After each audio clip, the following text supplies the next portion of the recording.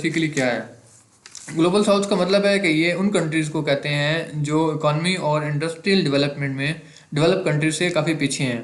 इनमें Africa, Latin America, Asia और Asia में देखें तो जापान, इसराइल और यूएस, साउथ कोरिया के अलावा बाकी कंट्रीज जो हैं वो ग्लोबल साउथ में आती हैं।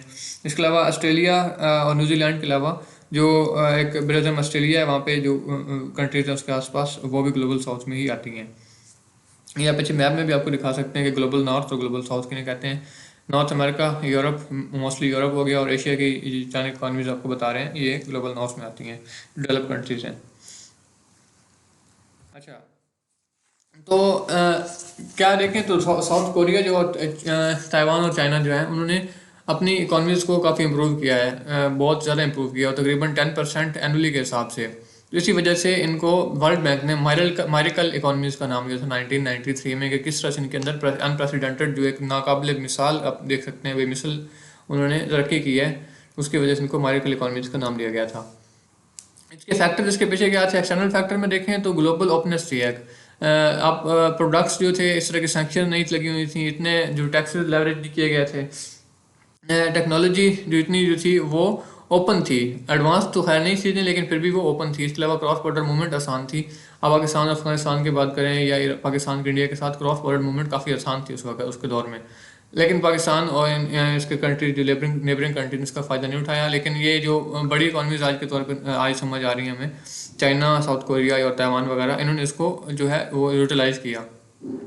तो ये तीनों चीज़ें के ओपननेस जो थी एक गुड्स की, आप प्रोडक्ट्स जो आसानी से ट्रैवल हो सकते थे, इसको ग्लोबलाइजेशन कहते थे 1980s 90s में।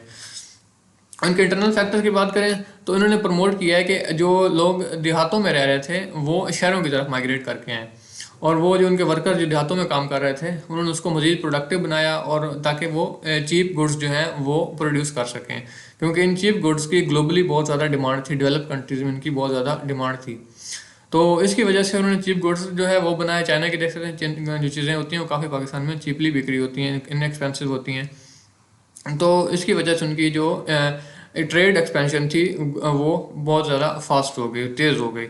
तो और इकोनॉमिक जो ग्रोथ थी इन डेवलपिंग रीजन में वो बढ़ गई। लेकिन आज देखें तो आज के दौर में जो मार्केट की डिमांड है वो तब्दील हो चुकी है। आज चीप गुड्स की बजाय लोग स्किल्ड लेबर को प्रेफर करते हैं, लोग सर्विसेज को प्रेफर करते हैं।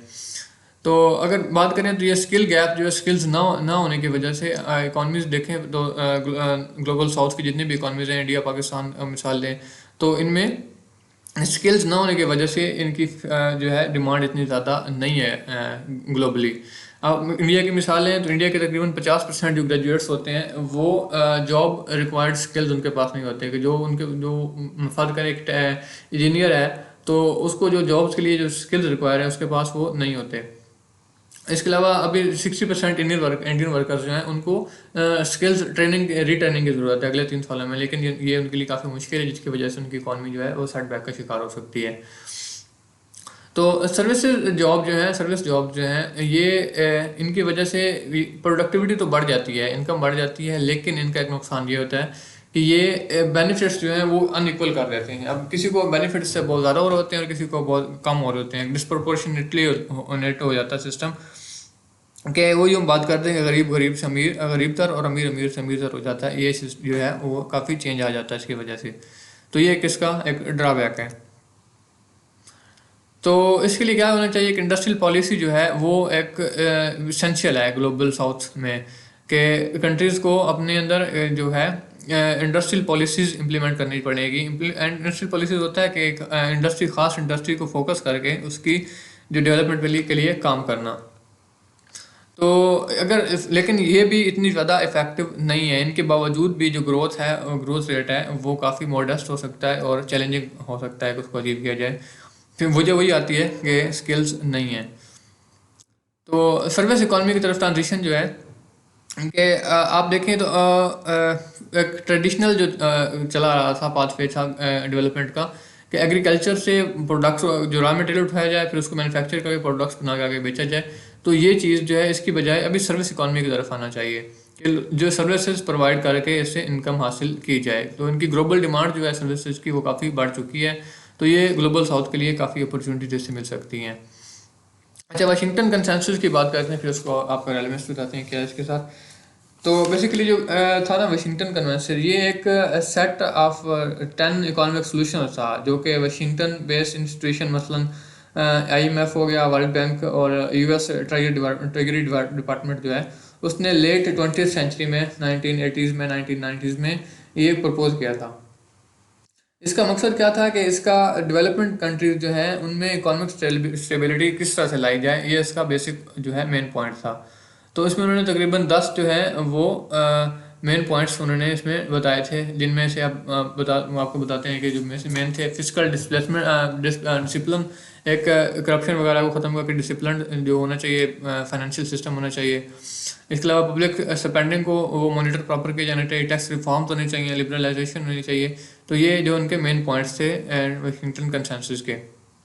लेकिन आज के दौर में इसको आप कंप्लीटली इम्प्लीमेंट नहीं कर सकते। वजह क्या है कि इसमें एक काफ़ी रिवीजन की ज़रूरत है। आप इसको जो है रीथिंक ऑफ पॉलिसीज होना चाहिए, ताकि ये अभी मौजूदा जो हमारी सूरत हाल है, कंटेम्प्रेरी चैलेंजेस है, उसको मीट कर सकें।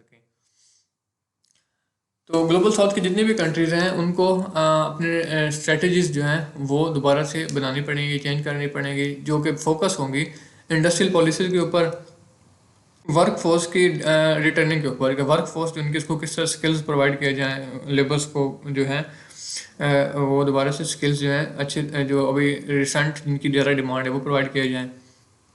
और ग्रोइंग डिमांड जो है आप सर्विसेज की डिमांड को कोप करने के लिए, उसको उससे फ़ायदा उठाने के लिए स्किल्स प्रोवाइड करना एक मेन स्ट्रेटजी का हिस्सा होना चाहिए।